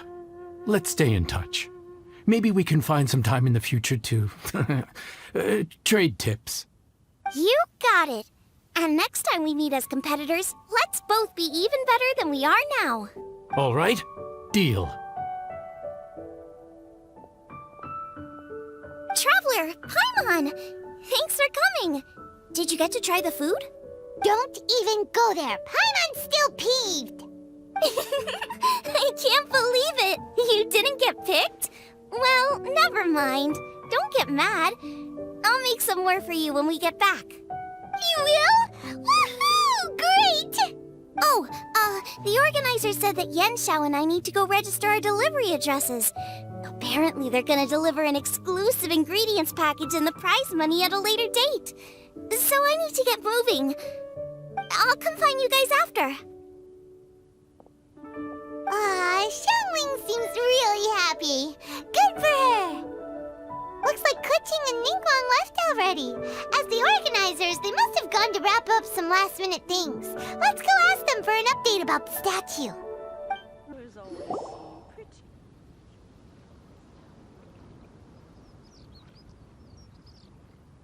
Kuching, there you are! Oh, you found me. Huh? Is everything okay? Traveler, I have found myself in something of a predicament. In the competition, I voted for Smiley Yanxiao. So you're frustrated because you can't go back and vote for Xiangling instead? No, that's not it. As a judge, I had a duty to remain objective. I made my decision after thinking about it very carefully, and my conscience is clear. Xiangling is my friend, so by rights, I should be honest with her about this.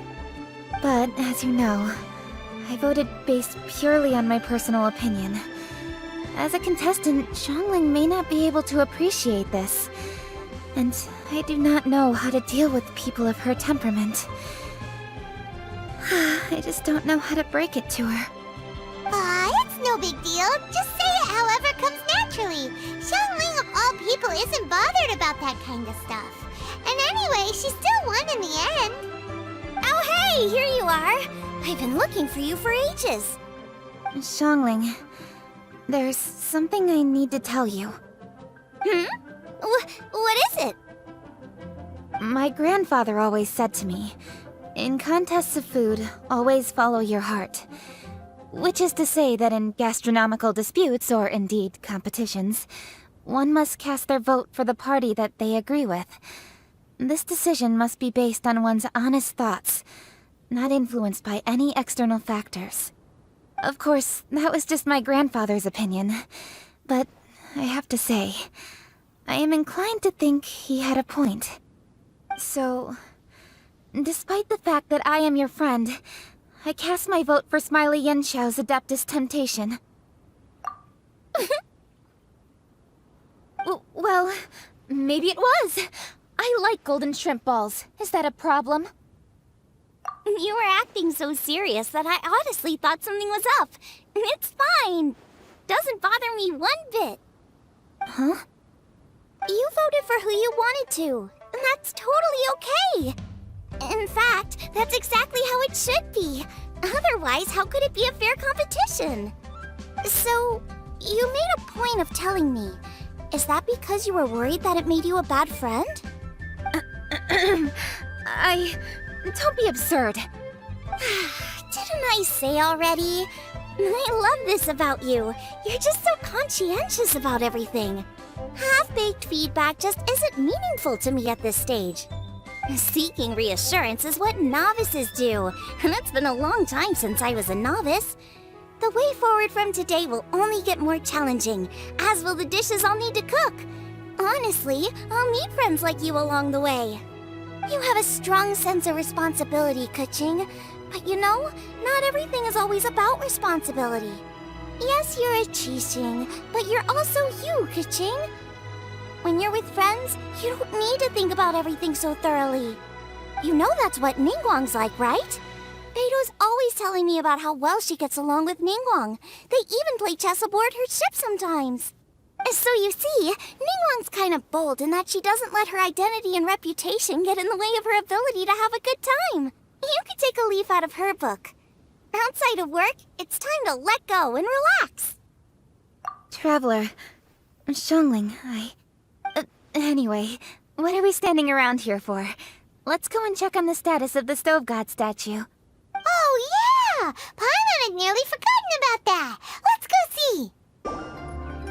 How strange. It hasn't changed one bit. This doesn't make any sense. We cooked our hearts out. Does this mean the competition wasn't enough to awaken the statue? Oh well. I suppose it was simply not meant to be. Yeah, we've waited this long already. There's no harm in waiting a little longer. Right, Xiangling? Yup, there's still time. Let's be patient. We'll all see this through together. On another note, I have some good news for you, Kuching. Things are looking optimistic for that recipe you gave me. Master came by before the competition and filled in the parts that were missing. So now I'll be able to cook it. In fact, I'll go find somewhere to make it right now. Wait here. Xiangling. Oh, and Traveler, could you come with me? Huh?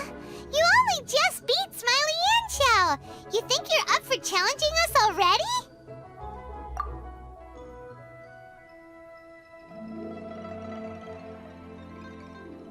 Obviously not what I meant. You collect recipes, don't you? I thought you'd probably be needing this dish during your travels, so I figured I'd share it with you. Oh, right! Paimon knew that. Sheesh, we totally misread that situation. Jeez, careful eating your words so fast. You'll give yourself heartburn. What are you staring at me for? Go on, go get on with your cooking.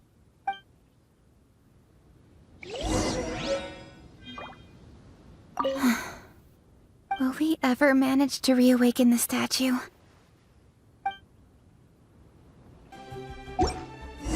It's done! So this is what the dish from the recipe looks like. Let's go give it to Kuching. Mine's ready too. Let's go together. We're back! The Traveler and I made one each. Here, have a taste while it's still warm. Thank you. Don't mind if I do.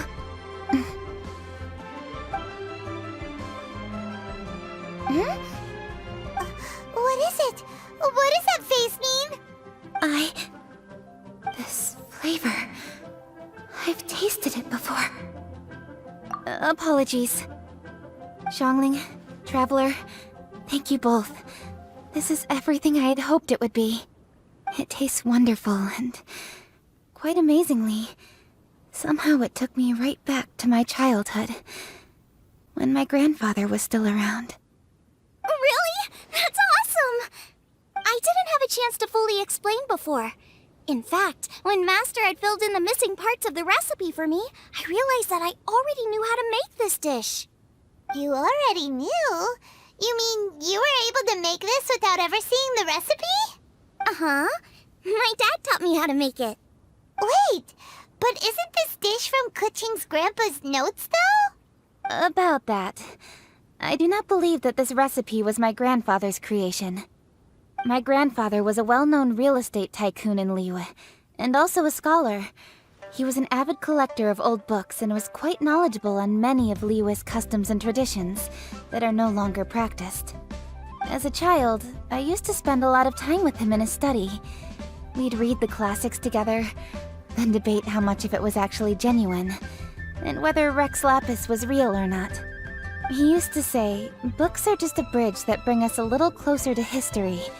It's up to those of us in later generations to ask these questions, search for the answers, and decide what they mean. Since then, my grandfather has passed on, and I've grown up to become a Chising. My views on Rex Lapis have changed in this time too, from myth to reality. For me, the name Rex Lapis is inextricably wound up with memories of my grandfather.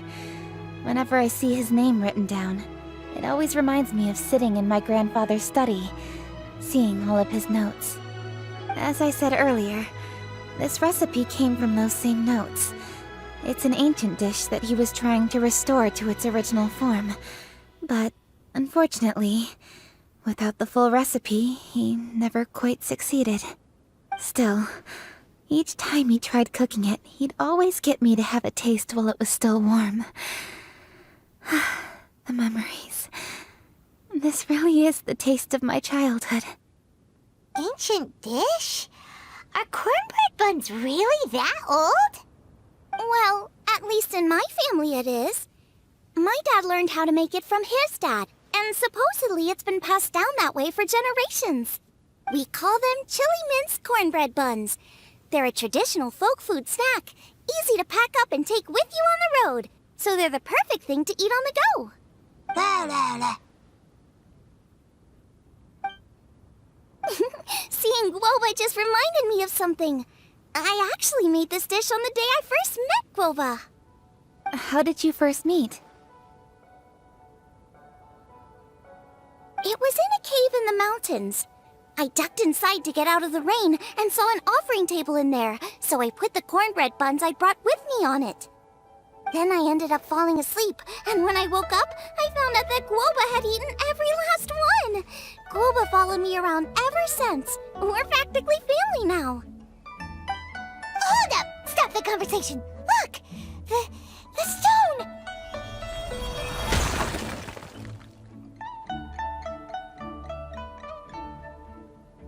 It burst open! It's... Guoba? What are you... What?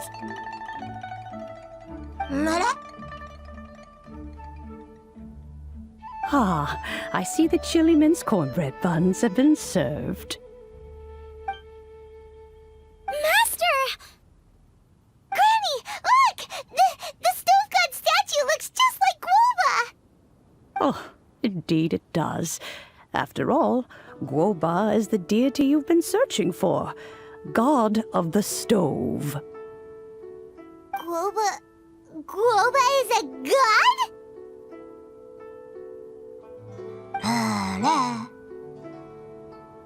You asked me if a sufficiently festive atmosphere would be enough to reawaken the stove god, and my answer is this: yes and no.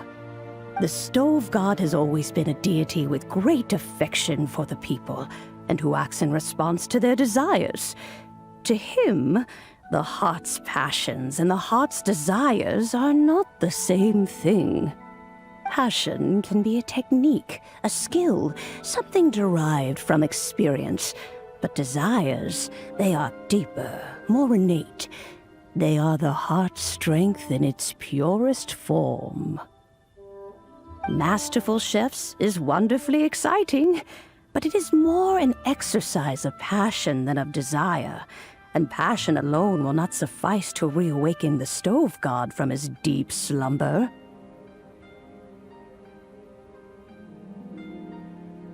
But just now, when Kuching ate this dish she had longed for, a deeply held desire was fulfilled. As well as receiving an answer to a question, she also gained something much more precious. A moment of poignant nostalgia so vivid, it felt like she was right there alongside her grandfather. The enormous power unleashed by the fulfillment of this desire resonated with the stove god's statue, and caused it to manifest once more the form it took in the past.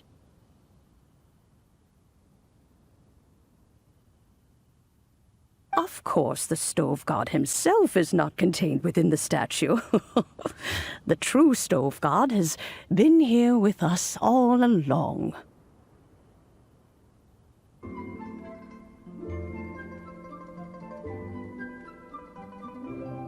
How does it feel, seeing a statue of yourself from your glory days? Look at him. Still so majestic. Glory days? Wait, what happened? Did Guoba used to be different from now? Oh, yes. Back in his day, your Guoba was once the patron god of the soil. But all the wisdom and power he had then, he has since surrendered to the soil itself. A god surrendering their power to the soil. I have heard this turn of phrase before, but what does it mean? The kinds of trials and tribulations that a land can face are far more than you could imagine. Droughts, floods, torrential rain, hurricanes, earthquakes, tsunamis, fires, and plagues. The threat of disaster will never fully disappear from Liyue. Even woes that have never been faced before in history will come to pass in the future. Such things affect you mortals far more than we Adepti, with our immortal forms. He once walked with you over the barren plains until you arrived at last at the harbor. He joined you in building your dwellings and lighting the stoves. It was his hand that lit the very first street lamp of Liyue and brought the aroma of cooked food into every household in the land. You mortals no longer remember him, but back in the age when you did, he was the closest of all the Adepti to the common folk.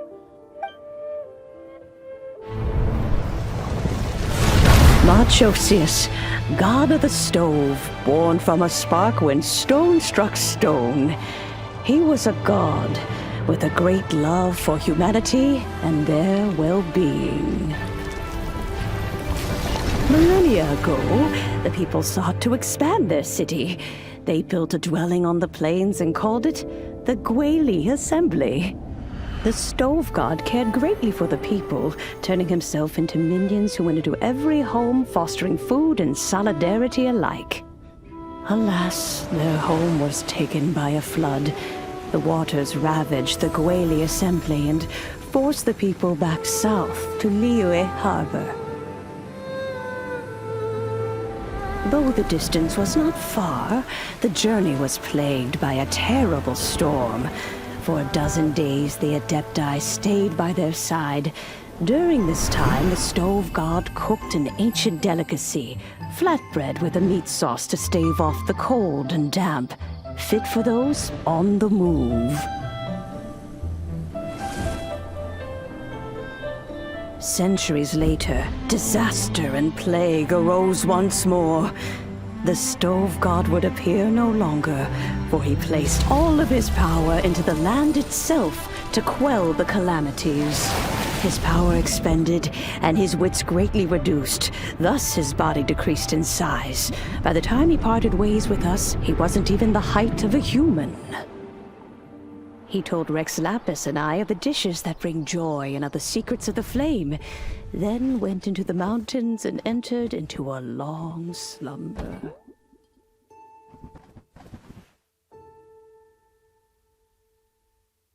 The stove god departed, and Guoba was born. When he awoke, he ate the chiliman's cornbread buns placed on the offering table by a young lady in yellow.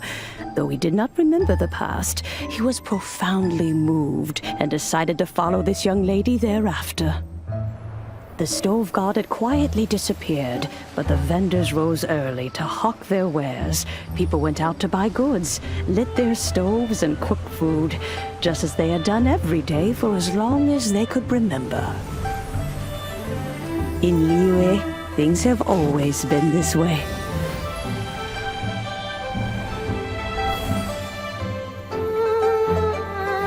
Nature provides, the mountains rejoice.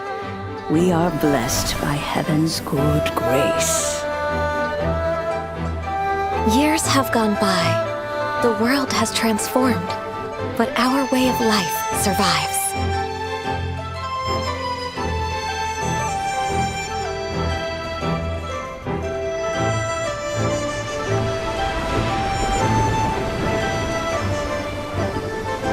Fame and fortune is only a season. It is the moment that we should embrace.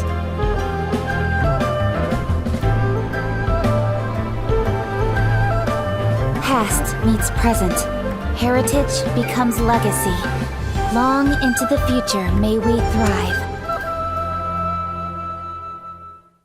You once told me that dining is the profoundest of customs in the human world. To eat well is to consume vitality itself, and to drink well is to partake of the very essence of the world. It is a matter of paramount importance, you said, for people cannot face the arduous journey ahead on an empty stomach. At once a humble affair and a profound one. A humble meal of maize and spring water is also profound in that. By ensuring one's survival, it paves the way for millennia of human history and culture to come. My dear friend, Liyue has changed so much while you have slept. Looking at the prosperity and beauty around us today, does it make you happy? Guoba, this is kind of a huge deal. Why didn't you say anything? He is not who he once was. Even the power of speech evades him now. There is no way he could have told you. Oh. Guoba, but... Xiangling. Do not be saddened, Xiangling. There are two sides to everything. Guoba may have lost many of his formal faculties, but he is now as carefree as can be, without a single worry in the whole world. In this world we inhabit, who can truly be said to live a life free of all woes? Those with a mind and with the knowledge will certainly be troubled by all manner of things.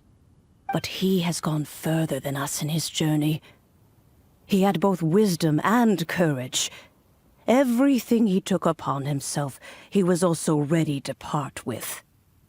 His carefree demeanor today is a testament to the fact that he is at rest. So since you are his friend, take good care of him. Go out to walk and play. Allow him to eat, drink, and be merry. I will! You can count on me! Xiangling, you have an adeptal affinity. Guoba follows you around because he has respect for you. The moment he awoke, he was met with the familiar flavor in the chili mince cornbread buns he ate. After all that time, he still recognized the dish he had invented, and he approved of you as the one who had cooked it. That's right. The taste of one's home cuisine always brings back memories of home.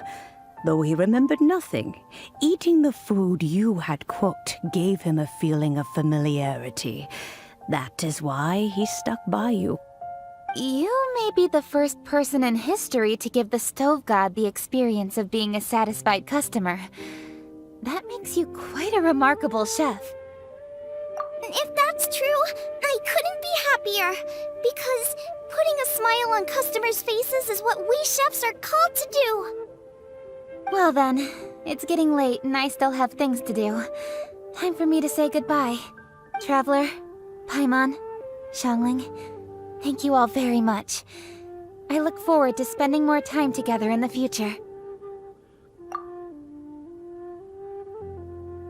I guess my dad's probably heard the good news already, but I should still go catch up with him. Master, it's been a while since you came by.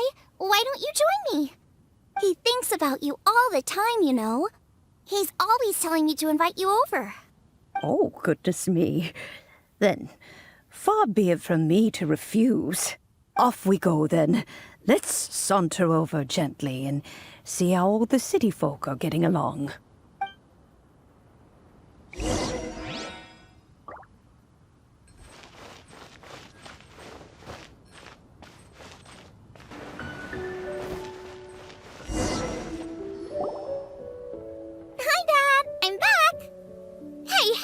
What are you doing there? I should be the one handling that. Oh no! Guoba's taken off!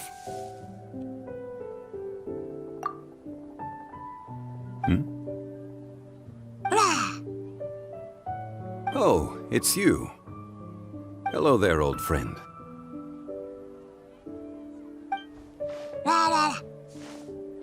Oh, bless my soul. Are you out for a stroll as well?